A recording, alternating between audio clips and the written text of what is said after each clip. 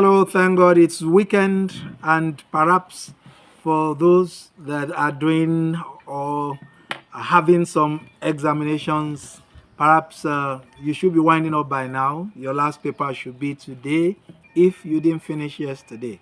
I pray that the Lord will bless all the works of your hand, and every preparation that you made will, after you have now finished writing the exams, bring good results to you. I pray in Jesus' name. Amen. This is your LIFE-BUOY today. This is weekend. Today is Saturday, the 17th day of August 2024. And in looking through the topic for your LIFE-BUOY today, I'm reminded of an encounter that I had as an undergraduate at the then University of Ife, now Obafemi Awolowo University. I came across this friend whom I met through another friend, and very handsome young man. I loved the way he used to dress. We went in the same faculty. In fact, we were like 2 or 3 years ahead of him, so he just came to join us. He was also from another faculty, so we hardly had reasons to speak. We just would greet each other and, and admire his courage and everything. But until one day that he spoke, and oh my God, I knew he was actually not supposed to be my friend. Our values were different, our belief system, our natures, our attitudes to things. How do I put it now? I'm trying to find certain words without being too mean. The way we were cultured, the way we were brought up, we were not supposed to be friends. You are good. Lift your voice and say you are good. You are good. Now I want to tell you that for your LIFE-BUOY today, the topic is the unruly nature of the uncircumcised heart. We will be reading to chapter 34. Are you set? Let's go now. Now, Dinah, the daughter of Leah, whom she had borne to Jacob, went out to visit the women of the land. And when Shechem, the son of Hamor, the Hivite, the prince of the land, saw her, he seized her and lay with her and humbled her. And his soul was drawn to Dinah, the daughter of Jacob. He loved the maiden and spoke tenderly to her. So Shechem spoke to his father Hamor, saying, "Get me this maiden for my wife."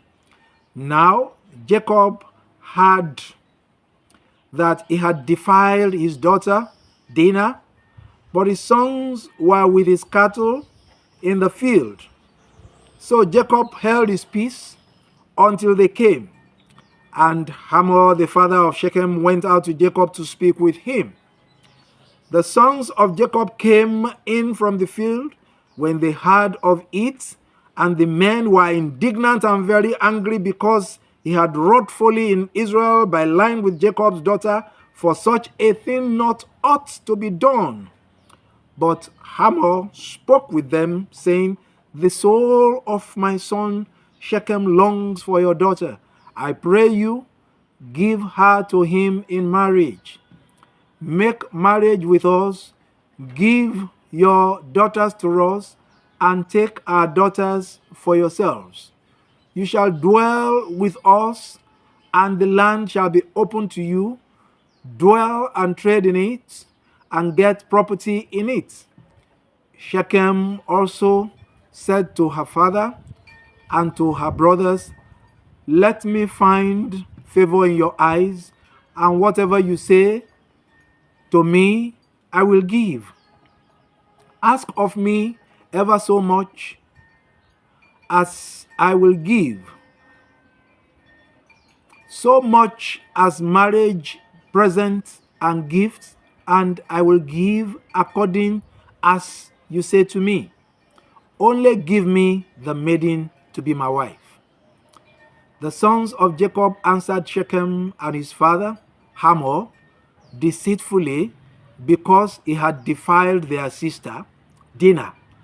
They said to them, "We cannot do this thing to give our sister to one who is uncircumcised, for that would be a disgrace to us. Only on this condition will we consent to you, that you will become as we are, and every male of you be circumcised. Then we will give our daughters to you, and we will take your daughters to ourselves, and we will dwell with you and become one people. But if you will not listen to us and be circumcised, then we will not take our daughter, and we will be gone."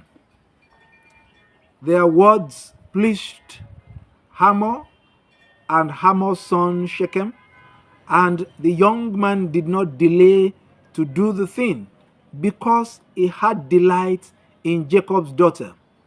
Now he was the most honored of his family. So Hamor and his son Shechem came to the gates of their city and spoke to the men of their cities, saying, "These men are friendly with us. Let them dwell in the land and trade in it.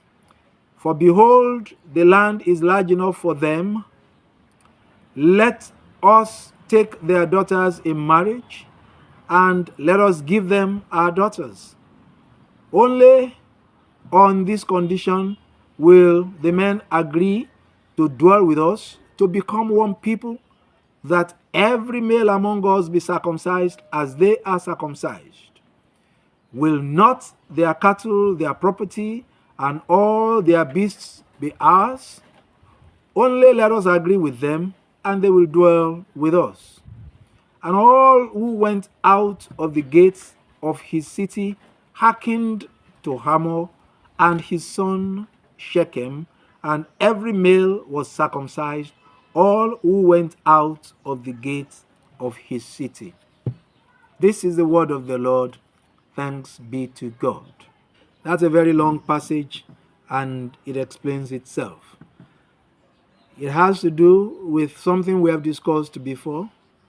It has to do with the fact that anybody that is not circumcised in his heart, that is not a child of God, will behave wildly. And you can see the way Shechem, even in the days when the circumcision was of their foreskin, would behave wildly.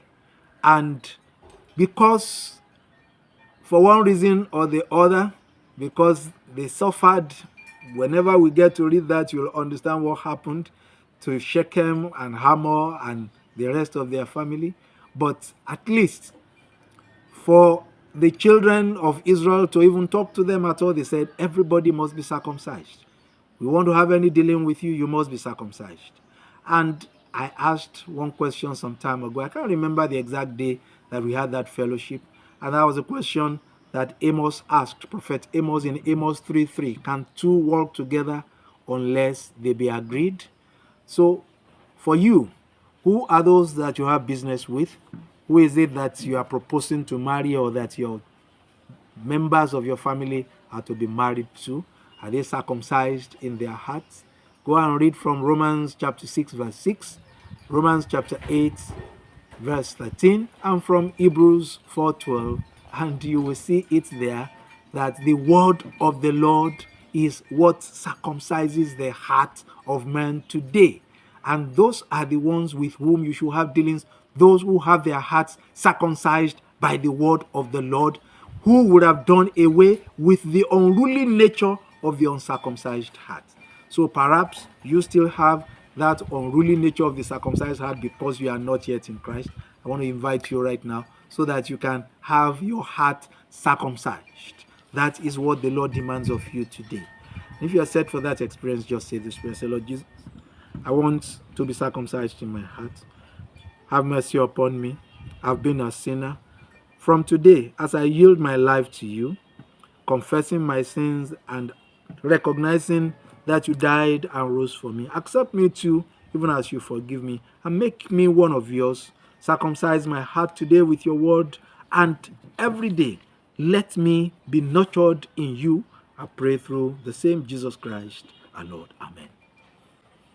Welcome to the family of the circumcised. If you just said that prayer, find a Bible-believing church so you can grow in the faith. You can join us in the Anglican Church Oroki Estate Extension tomorrow. That will be in the chapel hall of the Olive Branches Middle and High Schools, 9 o'clock in the morning. We meet there every Sunday, 9 o'clock in the morning. But if it's midweek, you want to join us every Tuesday, 5 o'clock in the late afternoon, you'll be there with us in the presence of the Lord. Look at the bank account details on the screen. Partner with us. We are building a church for the Lord. And as you do that, God bless you in Jesus' name. As you go out today, say this prayer. Say, Father, I desire no honor until my heart is circumcised. Circumcise me, O Lord, and thereafter honor me all the days of my life. I pray through Jesus Christ our Lord. Amen. So as you go out today, recognize that there is the unruly nature of the circumcised heart. Live with a circumcised heart, and the Lord will live in you through his Holy Spirit. God bless you. Amen.